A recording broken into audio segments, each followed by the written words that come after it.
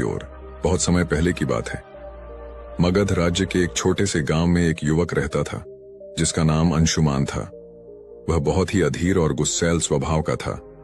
छोटी छोटी बातों पर बहस करना और हर बात का उत्तर तुरंत देना उसकी आदत बन चुकी थी। धीरे धीरे उसके इस स्वभाव के कारण लोग उससे कतराने लगे। अंशुमान खुद भी इस बात को महसूस करता था कि उसका स्वभाव उसके जीवन में शांति और खुशियां लाने के बजाय तनाव और अकेलापन बढ़ा रहा है। लेकिन वह समझ नहीं पा रहा था कि उसे इस स्थिति से कैसे बाहर निकलना चाहिए। एक दिन उसने सुना कि पास के जंगल में भगवान बुद्ध का प्रवचन हो रहा है। बुद्ध के बारे में उसने बहुत कुछ सुन रखा था। उनकी करुणा, उनका ज्ञान और उनके द्वारा दी गई जीवन की शिक्षाएं। यह सुनकर अंशुमान ने सोचा, शायद मुझे मेरे सवालों के जवाब वहां मिल जाएं। वह जल्दी ही प्रवचन स्थल पर पहुंचा। वहां बड़ी भीड़ जमा थी। बुद्ध अपने सरल और स्पष्ट शब्दों में जीवन की गहराइयों को समझा रहे थे। उसी समय बुद्ध ने सभा को संबोधित करते हुए कहा, यदि तुम अपने जीवन में सच्चा बदलाव लाना चाहते हो तो 10 जगहों पर चुप रहना सीखो।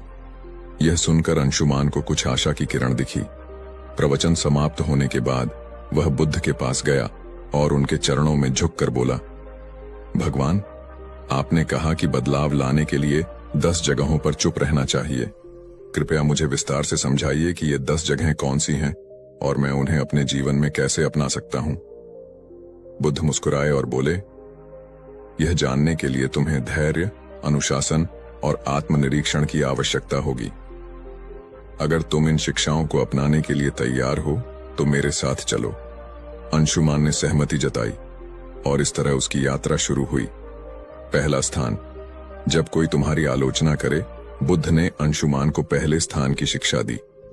अंशुमान, जब कोई तुम्हारी आलोचना करे तो चुप रहो। आलोचना तुम्हारे लिए सीखने का अवसर है। यदि तुम गुस्से में प्रतिक्रिया दोगे तो तुम कुछ भी नहीं सीख पाओगे। लेकिन अगर तुम चुप रहकर सोचोगे तो तुम समझ सकोगे कि वह आलोचना सही है या गलत। बुद्ध ने उसे एक उदाहरण दिया। एक बार एक व्यक्ति ने मुझे अपशब्द कहे। मैंने चुप रहकर उसकी बात सुनी। जब वह थक गया तो मैंने उससे पूछा, अगर तुम किसी को उपहार दो और वह उसे न ले तो वह उपहार किसके पास रहेगा? वह बोला, मेरे पास। मैंने कहा, तुम्हारे ये शब्द भी तुम्हारे पास ही रहेंगे क्योंकि मैंने इन्हें स्वीकार नहीं किया। अंशुमान ने इसे अपने जीवन में अपनाने का निर्णय लिया। शुरुआत में यह कठिन था, लेकिन धीरे धीरे उसने महसूस किया कि आलोचना सुनने के बाद चुप रहने से वह आत्मनिरीक्षण कर पाता है।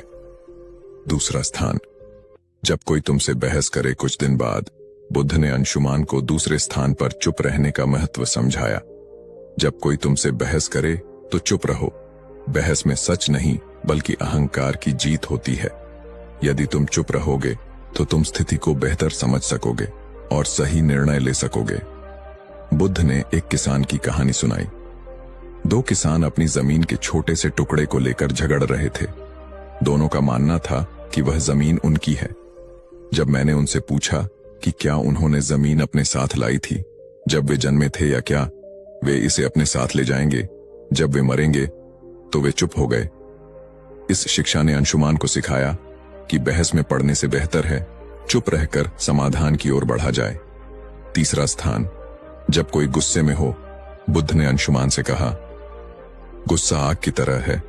यदि तुम इसमें घी डालोगे तो यह और भड़क जाएगा। इसलिए जब कोई गुस्से में हो तो चुप रहो। उसकी गुस्से की ऊर्जा खत्म हो जाएगी।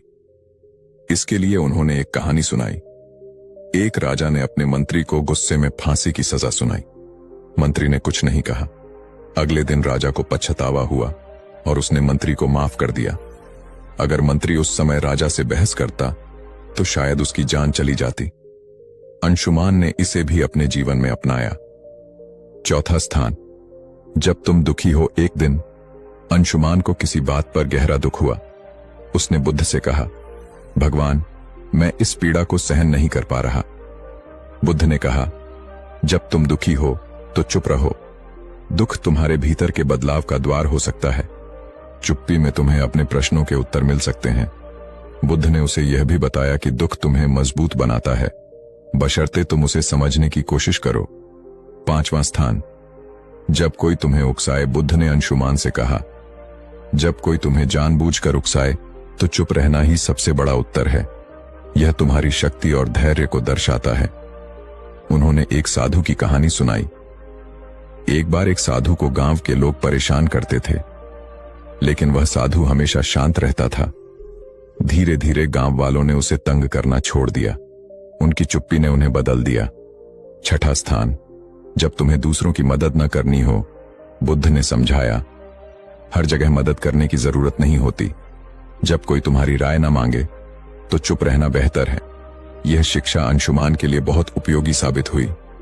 7वां स्थान, जब तुम्हें अपने ज्ञान पर घमंड हो।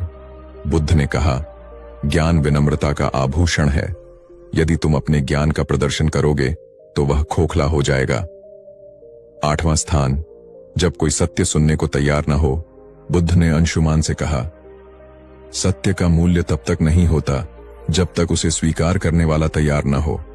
ऐसे में तुम्हारे शब्द व्यर्थ होंगे और तुम केवल अपना समय और ऊर्जा खो दोगे। फिर उन्होंने विस्तार से बताया, जब तुम किसी को सत्य बताने की कोशिश करोगे लेकिन वह अपने भ्रम या अहंकार में डूबा होगा तो तुम्हारे शब्द उसे असहज कर देंगे। ऐसे समय में चुप रहना ही सबसे बड़ा उपाय है। सत्य का बीज तभी फलेगा जब जमीन तैयार हो। बुद्ध ने अंशुमान को एक कहानी सुनाई। एक राजा के दरबार में एक साधु आया और कहा, राजन, तुम्हारे निर्णय गलत हैं। राजा को यह सुनकर गुस्सा आ गया और उसने साधु को दरबार से बाहर फेंकने का आदेश दिया। साधु ने जाते जाते कहा, सत्य कहने का समय अभी नहीं आया। जब तुम्हारा मन इसे समझने के लिए तैयार होगा तब मैं लौटूंगा। वर्षों बाद राजा ने अपनी गलतियों से सीख ली और साधु को फिर से बुलाया। इस बार राजा ने न केवल साधु की बात सुनी बल्कि उसे अपने जीवन का मार्गदर्शक भी बनाया। बुद्ध ने अंशुमान को समझाया, सत्य का प्रभाव तभी होता है जब सुनने वाला उसे ग्रहण करने के लिए तैयार हो। 9वां स्थान, जब परिस्थितियां तुम्हारे नियंत्रण में न हो। बुद्ध ने कहा, जीवन में कई बार ऐसी स्थितियां आती हैं जिन्हें तुम बदल नहीं सकते। उन पर क्रोधित या व्याकुल होकर तुम केवल अपनी शांति को खोओगे। ऐसे समय में चुप रहना ही सबसे बुद्धिमानी है। उन्होंने समझाया, चुप रहना कोई कमजोरी नहीं बल्कि धैर्य और संतुलन का प्रतीक है। जब परिस्थिति तुम्हारे बस में नहीं हो तो उसे स्वीकार करो और शांत रहो। यही मानसिक शक्ति का आधार है। बुद्ध ने एक घटना का जिक्र किया। एक बार एक किसान ने बुद्ध से पूछा, मेरा खेत सूखा पड़ा है, बारिश नहीं हो रही, मैं क्या करूं? बुद्ध ने उत्तर दिया, तुम बारिश नहीं बदल सकते, लेकिन तुम अपनी मेहनत को दिशा दे सकते हो। चुप रहो और अपने खेत के लिए वैकल्पिक उपाय खोजो। शांति से सोचो और समाधान खुद आ जाएगा। किसान ने यही किया और जल्द ही उसकी समस्या हल हो गई। बुद्ध ने कहा, जब परिस्थितियां तुम्हारे नियंत्रण में न हो तो चुप रहकर धैर्य और समाधान की दिशा में काम करना ही तुम्हारी सबसे बड़ी ताकत है। 10वां स्थान, जब तुम्हारा दिल भर जाए। बुद्ध ने अंशुमान से कहा, जब तुम्हारा हृदय कृतज्ञता, प्रेम और शांति से भर जाए तो इसे शब्दों की आवश्यकता नहीं होती।